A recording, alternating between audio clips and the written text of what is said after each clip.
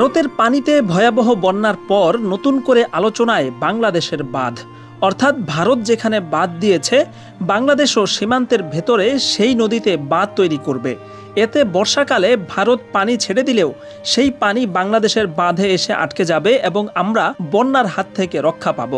উপরন্তু আমাদের বাঁধে আটকে যাওয়া সেই পানিতে ভারতের সীমান্তবর্তী এলাকাগুলো প্লাবিত হবে এবং আমরা তাদের কাছ থেকে প্রতিশোধ নিতে পারব।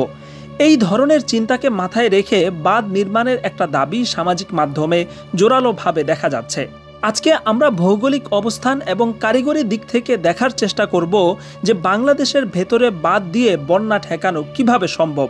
বাংলাদেশের জন্য অতি গুরুত্বপূর্ণ এই বিষয়টি বুঝতে আপনাকে ভিডিওর শেষ পর্যন্ত দেখতে হবে।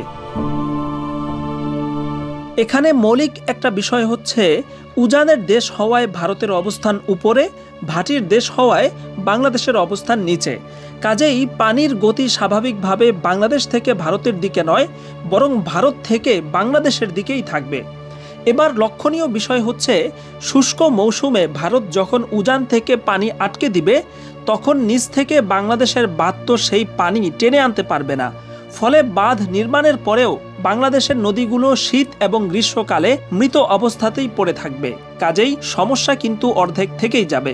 এমত অবস্থায় অনেকে বলবেন, শুষ্ক মৌসুমে পানি না পেলে সমস্যা নেই, কিন্তু বাঁধ দিয়ে বর্ষায় বন্যা তো ঠেকানো যাবে। তাদের এই দাবিটাকেই আমরা এবার বিশ্লেষণ করে দেখব। প্রথমেই আসে উচ্চতার বিষয়। উদাহরণস্বরূপ ফারাক্কার উচ্চতা যেহেতু ৭,৫০০ মিটার, কাজেই বাংলাদেশে পদ্মায় বাঁধ দিলে তার উচ্চতা ফারাক্কার চাইতে যথেষ্ট বেশি হওয়া লাগবে। অন্যথায় ফারাক্কার ছেড়ে দেওয়া পানি বাংলাদেশের বাঁধের উপর দিয়ে প্রবাহিত হয়ে ঘুরে ফিরে সেই বন্যাই হবে। দ্বিতীয় বিষয় হচ্ছে, বাঁধ দিয়ে সেই পানি তো ভারতে ফেরত পাঠানো যাবে না। ভারত উঁচু এবং বাংলাদেশ নিচু বিধায় পানির চাপ কিন্তু বাংলাদেশের দিকেই থাকবে। সেই চাপ ঠেকাতে হলে শুধু নদীর উপর সুইচ গেট করলে হবে না, বরং নদীর দুই পাশ ধরে বাংলাদেশের দুই দিকের সীমান্ত পর্যন্ত শত শত কিলোমিটার এলাকা কমপক্ষে ৮,০০০ মিটার উঁচু করে বাঁধ দিতে হবে।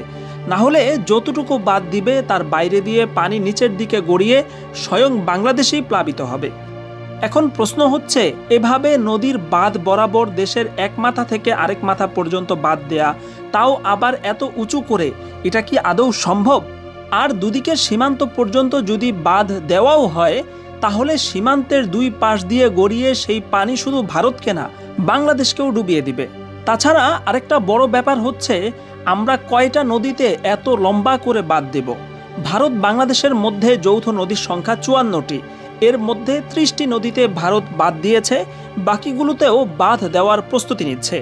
কাজেই প্রত্যেকটা নদী তো দূরের কথা, একটা নদীতেও সীমান্তের দুই মাথা পর্যন্ত বাঁধ দেয়া আসলে বাস্তবে সম্ভব নয়। সহজে বলতে গেলে, উজানের দেশগুলো বাঁধ দেয় শুষ্ক মৌসুমে পানি আটকানোর জন্য। যখন পানির চাপ কম থাকে, সেই পানিকে আটকে তারা নিজেদের মধ্যে প্রবাহিত করে বিভিন্ন কাজে লাগায়। পৃথিবীর কোনো দেশ বন্যা ঠেকানোর জন্য বাঁধ তৈরি করে না, বরং বর্ষাকালে যখন প্রবল চাপ আসে এবং বন্যার আশঙ্কা দেখা দেয়, তখন সবাই বাঁধের গেটগুলো খুলে দেয়। পানির ধর্মই হচ্ছে সে নিচে নামবে। যতটুকু জায়গা দিয়ে আটকানো হবে তার বাইরে দিয়ে হলেও সে নিচেই নামবে।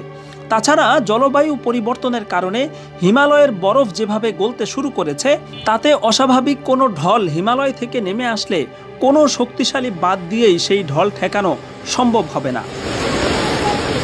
সার কথা হচ্ছে, উজানের দেশ যদি বাঁধ দিয়ে শুষ্ক মৌসুমে পানি আটকে দেয়, তাহলে ভাটির দেশে পাল্টা বাঁধ নির্মাণ করে সেই পানি টেনে আনা যেমন সম্ভব নয়, তদ্রূপ বর্ষাকালে উজান থেকে পানি ছেড়ে দিলে সেই পানি ভাটির দেশে বাঁধ দিয়ে ঠেকানোও সম্ভব নয়।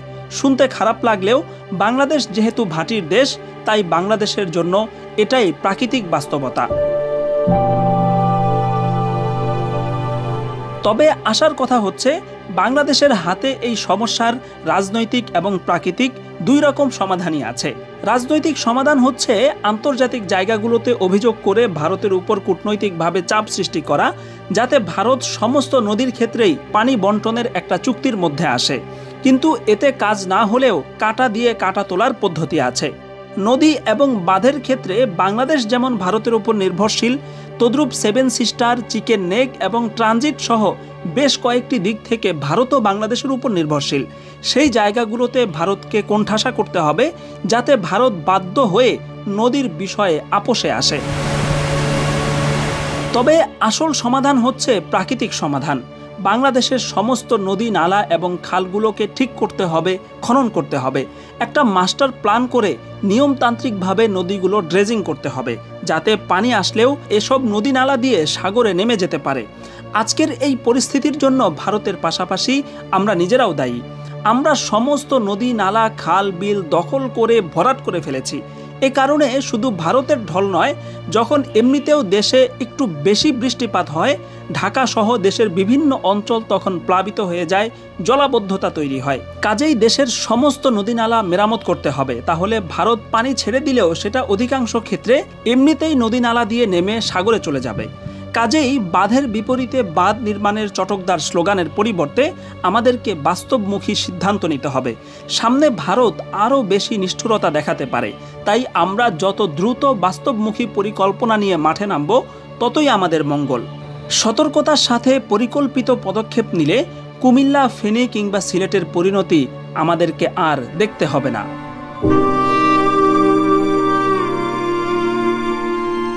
Shakil Anwar, MBA Times, desk report.